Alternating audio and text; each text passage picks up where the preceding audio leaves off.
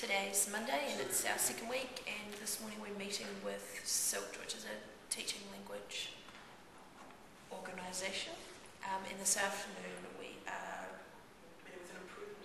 meeting an improvement advisor. I'm Nia Jones, and I'm a primary language teaching advisor.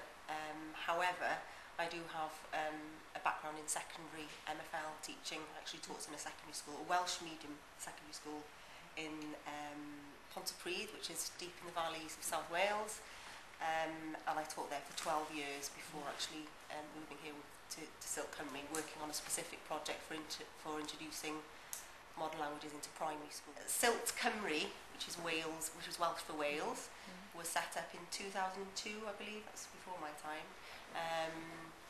and it was part of the Welsh Assembly's strategy of Languages Count,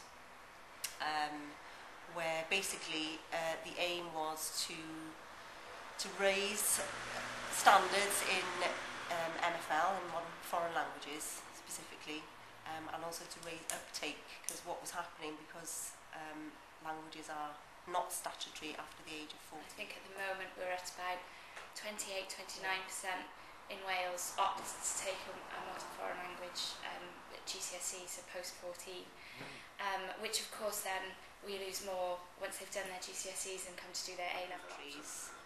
Especially on the continent, is, you know, it is part of their curriculum, and they see it as really, really important. They're all learning English, do you know what I mean? Whereas we tend to be, the attitude tends to be sort of, you know, English is enough, when it is. It's a 2-week project where we take primary teachers who want upskilling in a modern foreign language to enable them to deliver modern foreign language lessons. The Welsh Assembly generally, and there was quite a bit of funding available for transition projects, which enabled sort of teachers to come together, just to meet, basically, and talk. You know, that's what it's all about, really, to sit around the table and look at things like schemes of work, knowing what, you know, your primary schools were doing, and also your primary schools knowing what the secondaries were doing as well, you know, to ensure that they're sort of continually looking at language skills in Welsh, English and the modern foreign language, and making sure there's a continual learning there. I mean, EADS, their National Defence, I think they've worked with 3 or 4 different schools, and they're really, really keen to in this kind of outreach into schools, and there's been competition between higher education institutions. But Roots into Languages has seemed to have brought higher education institutions to work together to achieve similar goals. What really impressed me about our meeting this morning is that they are so involved in schools, and particularly involved in transitions between schools, and they're involved at all levels. And I love the initiatives they've got with language and businesses, and tying in with businesses in the local community and showing kids. I really enjoyed the resources that they showed us, not only on their site but also other sites that I will use within my classroom and access for my job. What really impressed me today was the way in which the schools work together in cluster groups to develop resources for one another, and how there was a real emphasis on working together to come up with better solutions.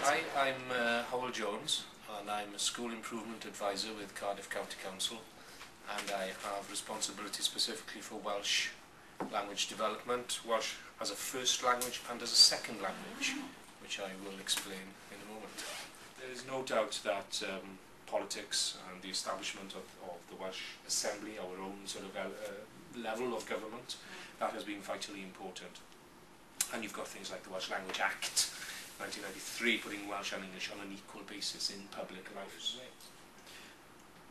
The quality, we'll strive to ensure the quality, but by default the teachers will increasingly become less passionate, or there will be more and more less passionate teachers. But when they were initially established, Welsh medium schools were there for the children of middle class, affluent, Welsh speaking provides